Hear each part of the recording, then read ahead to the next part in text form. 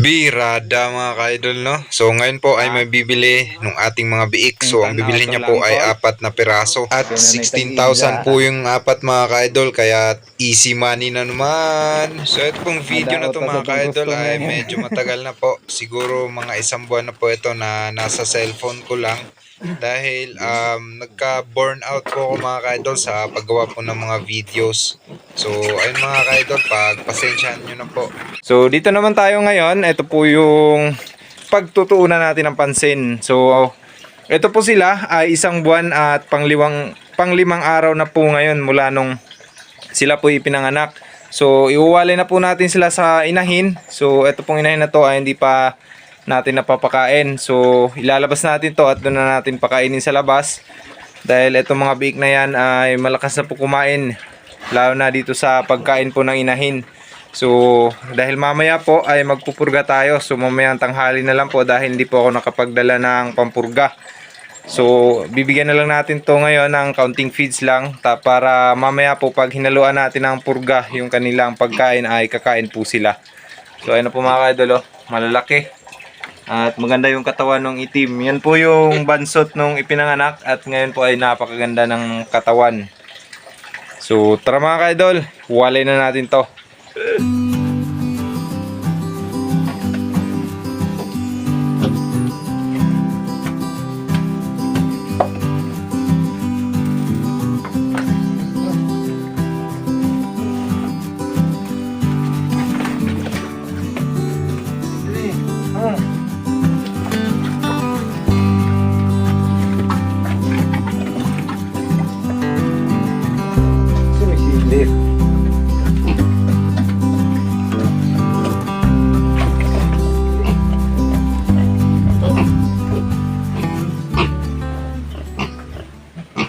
So dito po natin muna siya inilagay mga ka-idol dahil yung ating kulungan ay 2 lang po.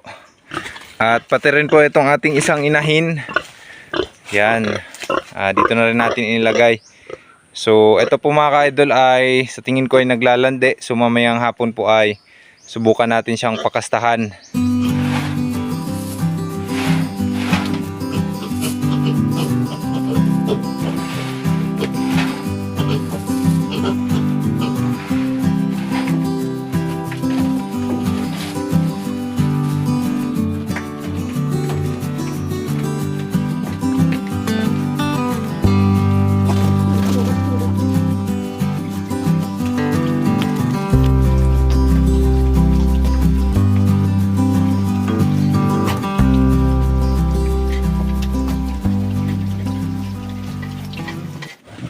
Ikaw pa'y gamay, isog-isogon ka.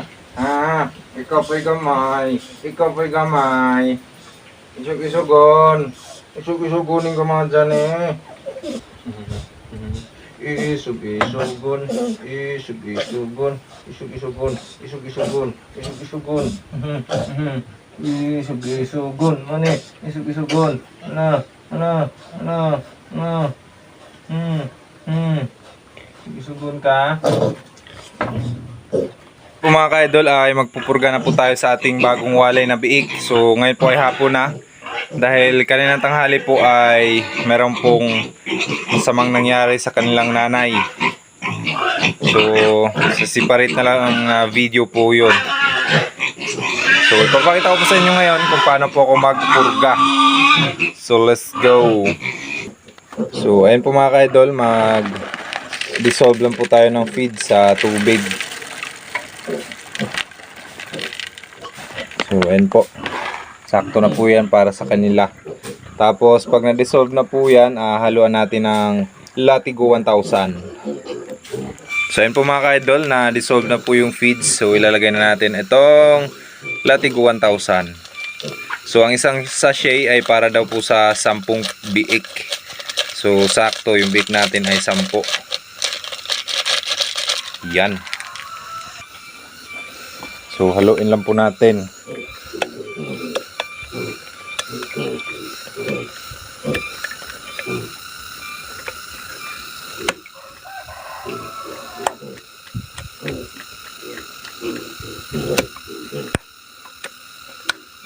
So ito po mga ka-idol, na halo na po ng maayos. Ilalagay na natin Titingnan natin kung kakain ba. Sigurado yan. Sige, kain.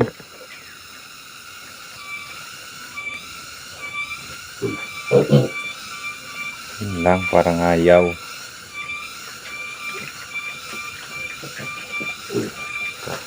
Ayan, kumakain pala.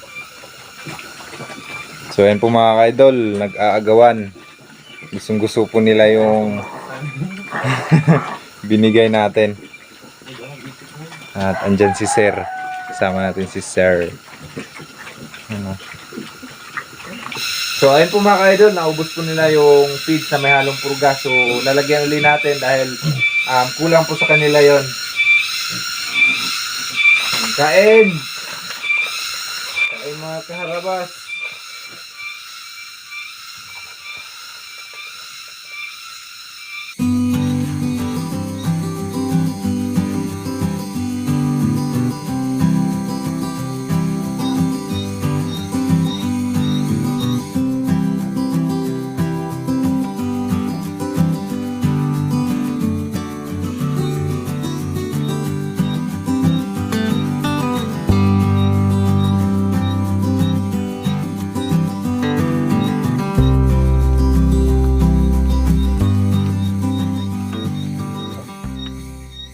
Ano po yung mga biik ko mga ka-idol? Ayan, 10 po yan sila lahat. So yung 4 po dyan ay bibilhin nung 2 ko pong kapatid dahil mag-iinahin po sila. So yun pong 4 ay bibilhin po nila mga ka-idol at yung presyo po nun ay 16,000. So may kita naman po tayo mga ka-idol.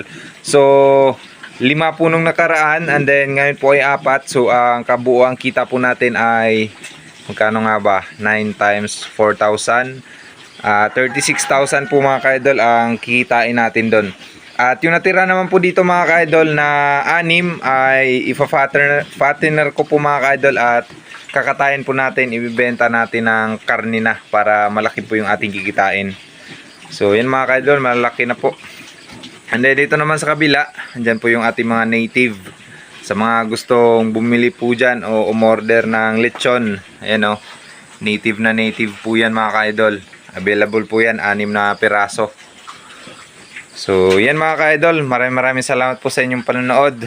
Ingat lagi, God bless and bye bye.